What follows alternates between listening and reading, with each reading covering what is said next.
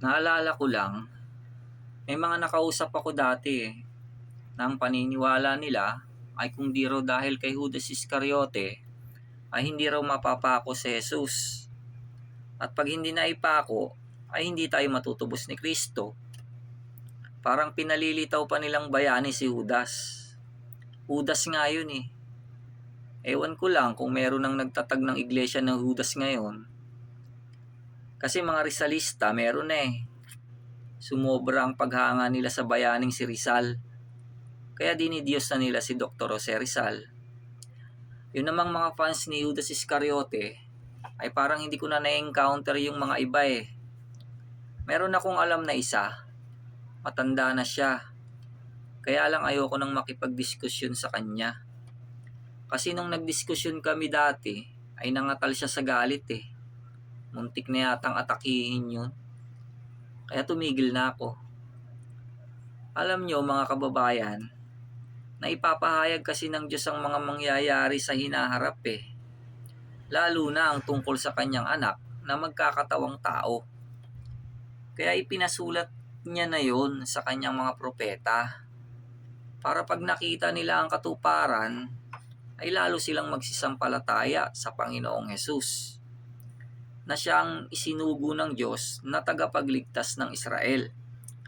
Ipinasulat na ng Diyos ang mga palatandaan para matiyak nilang si Jesus na yung hinihintay nilang Mesiyas o Kristo. Hindi dahil kay Judas yun. Kasama lang si Judas sa mga naging palatandaan na si Jesus na nga yung propeta na yon na tinutukoy sa hula o propesiya ng Biblia.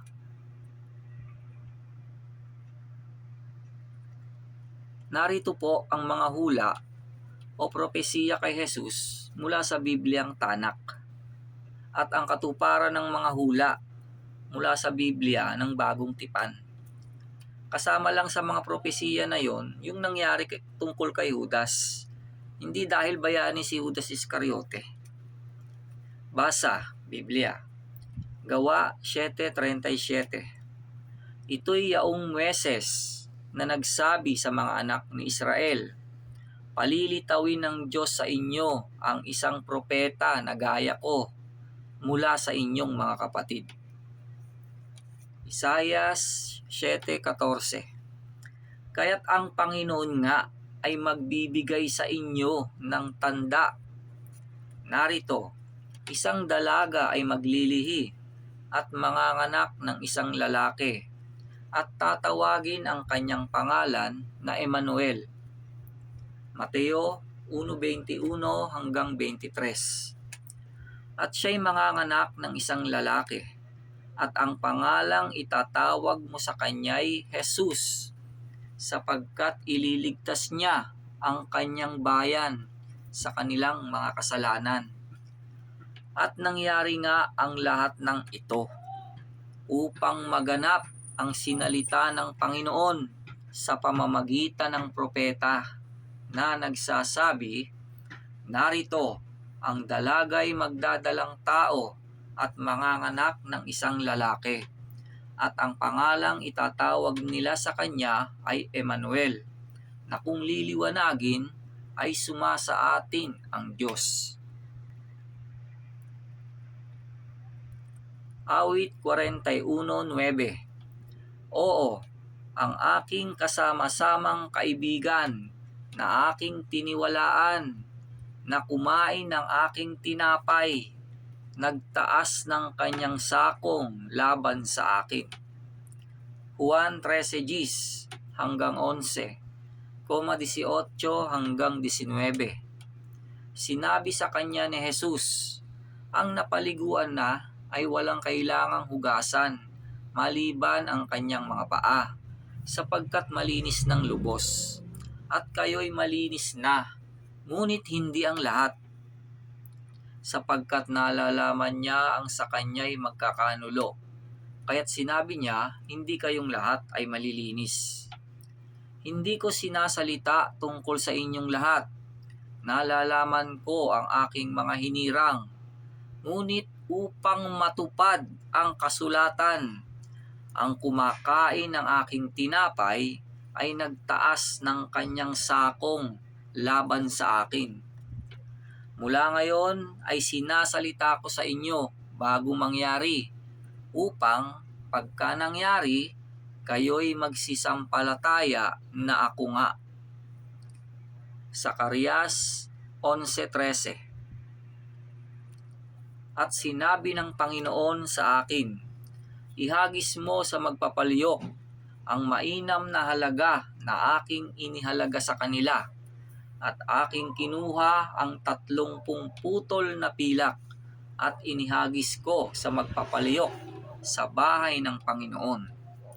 Mateo 27:3 hanggang 6:9. Nang magkagayoy si Judas na nagkanulo sa kanya, pagkakitang siya'y nahatulan na, ay nagsisi at isinauli ang 30 putol na pilak sa mga pangulong saserdote at sa matatanda, na sinasabi, nagkasala ako sa aking pagkakanulo sa dugong walang kasalanan. Datapwat kanilang sinabi, ano sa amin? Ikaw ang bahala niyan. At kanyang ibinulaksak sa santuaryo ang mga putol na pilak at umalis, at siya'y yumaon at nagbigti. At kinuha ng mga pangulong saserdote ang mga putol na pilak at sinabi, hindi matuwid na ilagay ang pilak na iyan sa kabangyaman, sapagkat halaga ng dugo. Nang magkagayoy natupad ang sinalita sa pamamagitan ng propeta Jeremias, na nagsasabi, at kinuha nila ang 30 putol na pilak, halaga noong hinalagahan na inihalaga ng mga anak ni Israel.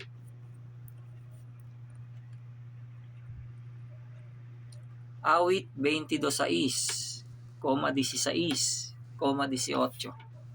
Ngunit ako'y uod at hindi tao, duwahagi sa mga tao at hinamak ng bayan, sapagkat niligid ako ng mga aso, kinulong ako ng pulutong ng mga manggagawa ng masama, binutasan nila ang aking mga kamay at ang aking mga paa.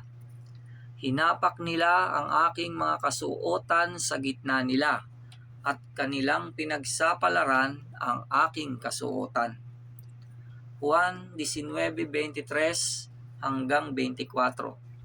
Ang mga kawal nga nang si Jesus ay kanilang maipako na sa krus, ay kanilang kinuha ang kanyang mga kasuotan at pinag-apat na bahagi. Sa bawat kawal ay isang bahagi, at gayon din naman ang tunika. At ang tunika ay walang tahi, na hinabing buo mula sa itaas. Nangagsang-usapan nga sila, huwag natin itong punitin, kundi ating pagsapalaranan kung mapapakanino, upang matupad ang kasulatan na nagsasabi, binahagi nila sa kanila ang aking mga kasuotan, at ang aking balabal ay kanilang pinagsapalaran. Isaiah 53:8 hanggang 9. Sa pamamagitan ng kapighatian at kahatulan ay dinala siya, at tungkol sa kanyang lahi, sino sa kanila ang gumunita na siya'y nahiwalay sa lupain ng buhay. Dahil sa pagsalangsang ng aking bayan ay nasaktan siya. At ginawa nila ang kanyang libingan na kasama ng mga masama, at kasama ng isang lalaking mayaman sa kanyang kamatayan, bagaman hindi siya gumawa ng pangdadahas o wala mang anumang karayaan sa kanyang bibig. Mateo 27:57 hanggang 60. At nang hapon na, ay dumating ang isang mayamang mula sa Arimatea na nagngangalang Jose, at na ito'y naging alagad din naman ni Jesus. Ang taong ito'y naparoon kay Pilato at hiningi ang bangkay ni Jesus. Nang magkagayoy, ipinag-utos ni Pilato na ibigay yaon. At kinuha ni Jose ang bangkay at binalot niya ng isang malinis na kayong lino. At inilagay sa kanyang sariling bagong libingan na kanyang hinukay sa bato, at iginulong niya ang isang malaking bato sa pintuan ng libingan at umalis. Awit 16 Gs. Sapagkat hindi mo iiwan ang aking kaluluwa sa libingan, ni hindi mo man titiisin ang iyong banal ay makakita ng kabulukan. Gawa 13:34 hanggang 35.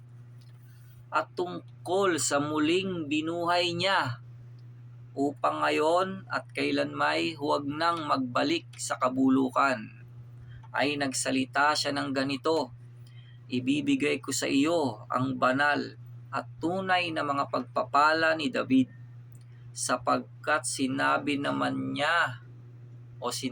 naman niya sa ibang awit, hindi mo ipagkakaloob na ang iyong banal ay makakita ng kabulukan. Lucas 24:44 hanggang 45.